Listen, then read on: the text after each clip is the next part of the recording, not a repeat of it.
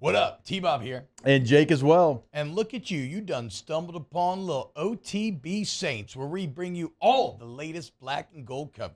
Who are the Saints going to draft? Who's going to be their quarterback? What does the salary cap look like? All that information and more.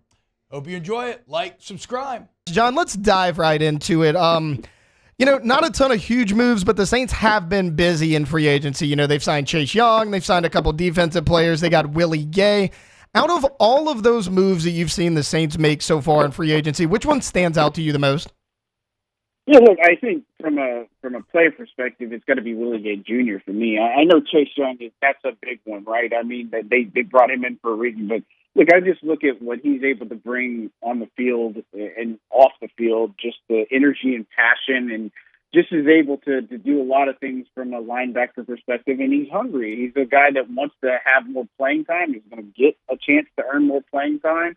You might see the Saints defense have more three linebacker sets with him, but he's a guy that is extremely strong against the mobile quarterback, which is something Saints have just not been particularly good at. And so, look, I really love the addition of him in this linebacker room, a guy that's a local kid, Mississippi State, if you will, and so a Super Bowl champion, two-time Super Bowl champion. So he brings a lot of goodness to the table, and I think for the most part, former Chiefs have worked out pretty well for the Saints. I think that's from a player perspective, but from a coaching perspective, you got to look at that offensive staff with Clint Kubiak. I think that's been the biggest move the Saints could have made and have made this offseason. Yeah, I guess that's kind of where I want to go next. Because you got Chris Olave, you got Rashid Shaheed. We know that those are two solid receivers. Do you look for them to draft a receiver? Because, they haven't been super active as far as free agent receivers.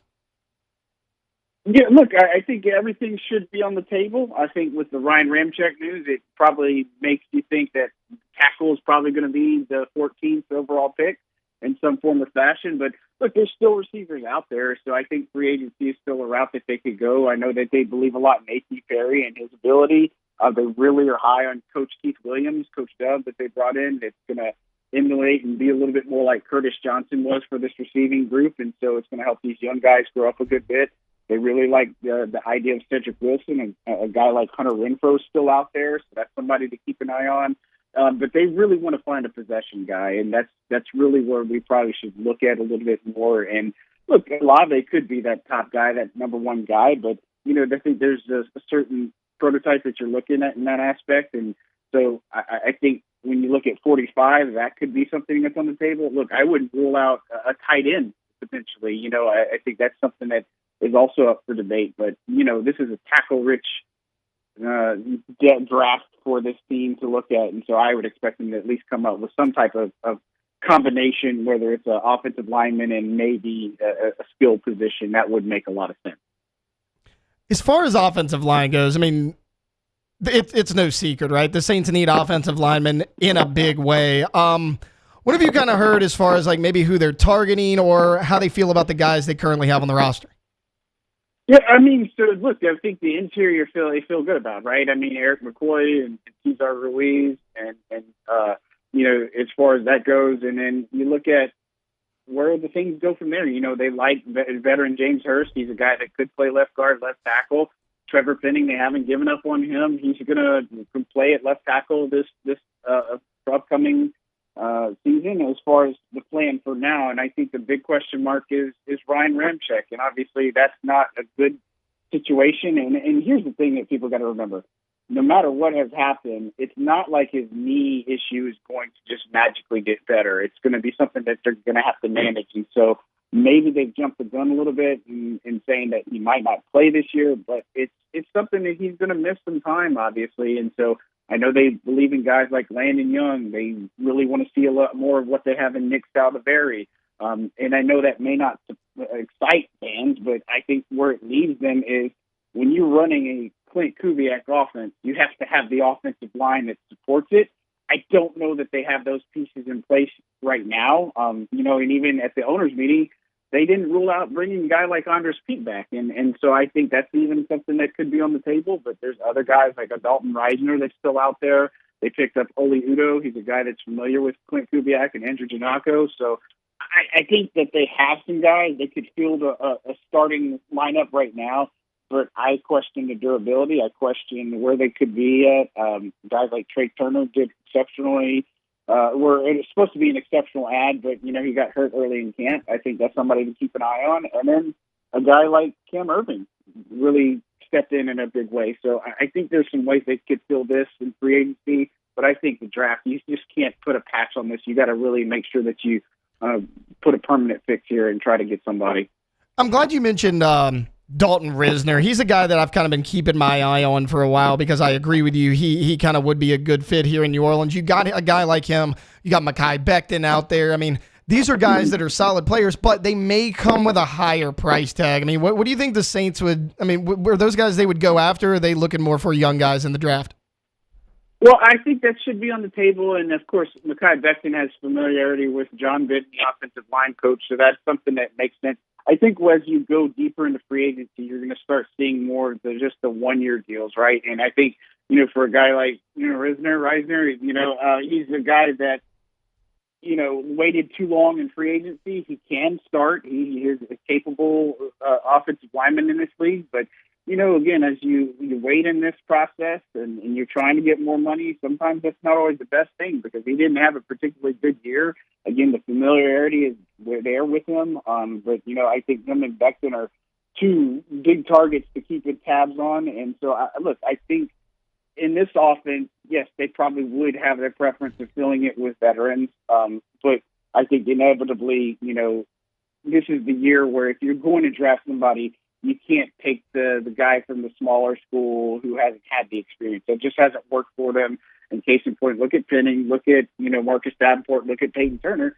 It's just one of those that if you look at the draft, there's three strong tackles. It's the triple F, Fashanu, Poato, and the other one that eludes me at the moment. But those are guys that you probably could get at 14 and be happy about that.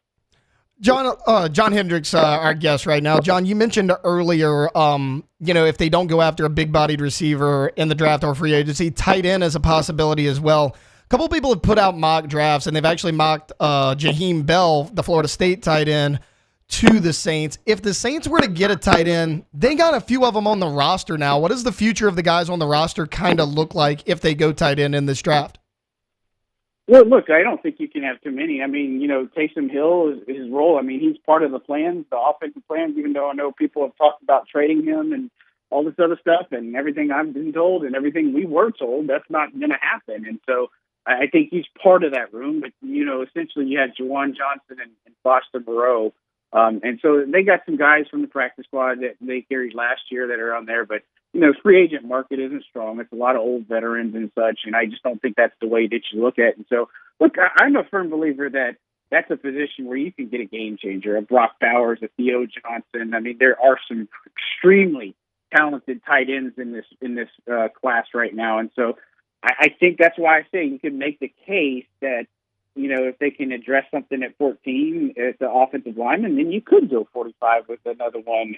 And then you could maybe flip it up. You could maybe say take the Brock Bowers at 14 and then go with the offensive tackle at 45. I think there's a couple of ways you can do it. And the thing is, you have to be able to get these two picks right, and you have to get two guys that are going to start for you day one because you don't have anything until late in day three when you get in the fifth round, when you have all those fifth rounders. And I just don't think you have enough ammunition in this year's draft to move up into the third. You're going to have to dip into the cookie jar of next year. And, it's an unfortunate boat that they're in and such. But again, I think the tight end room can be something, but I think the role for Taysom Hill is yet to be determined in some aspects. But I know that he's a big part of what they want to do offensively this season. John, I want to ask you about the kicker signing for the Saints. They signed Charlie Smith. He's the Northern Ireland goalkeeper. What have you heard about him? I mean, he's obviously competing with Blake Grupe for that starting job. Does he have a shot to win this thing?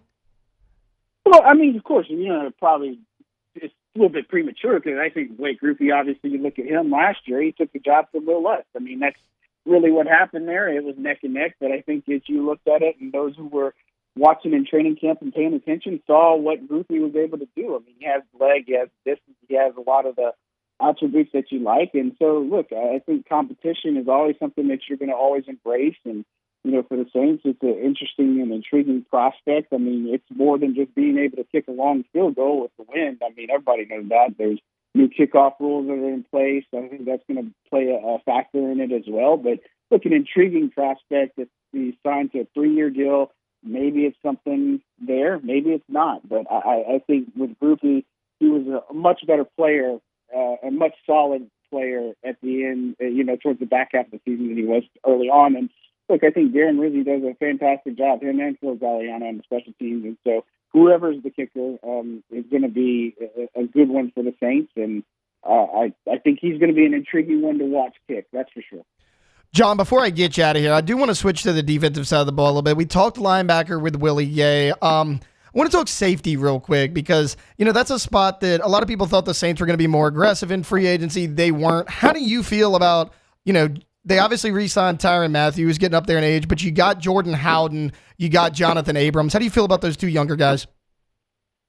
Yeah, look, I think with the safety group, you're seeing the market kind of tail off. I mean, there's some premier talent still at safety that is going to get signed before training camp. I think this is just kind of this holding pattern waiting period right now. And so, look, I know I've talked about Justin Simmons for a bit, and I know people think I'm a little bit crazy, but, there's the familiarity with Joe Woods and Marcus Robertson in the secondary.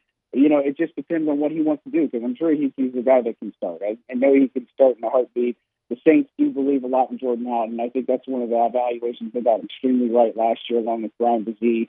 I think that speaks for itself. But Jonathan Abrams, he got a chance, an opportunity. We knew the writing was on the wall with Marcus May. I mean, the guy just wasn't available, and it's just an unfortunate part of his business. And so I think when you look at it, there is a need. They can't have this secondary fall off, which is another reason why I don't think they'd trade Marshawn Lattimore, losing Isaac Yedem and stuff too. But I think with the safety group, Tyrann is a guy that's a veteran that can still play at a high level and it brings a ton of leadership. And so getting him in for a 2-year run, essentially him, DeMario, and Cam, this is kind of the last prep for all these guys. And so, look, I know they're going to draft secondary in this draft. That's just how it is. They're going to add to the undrafted process. I think there could be a free agent signing or two, late in the process, much like, Foster Moreau was last year, or Jimmy Graham and all those. Lynn Bowden they picked up from, June. And so there's always going to be a couple of free agents that you add and later in the process that end up paying dividends for you.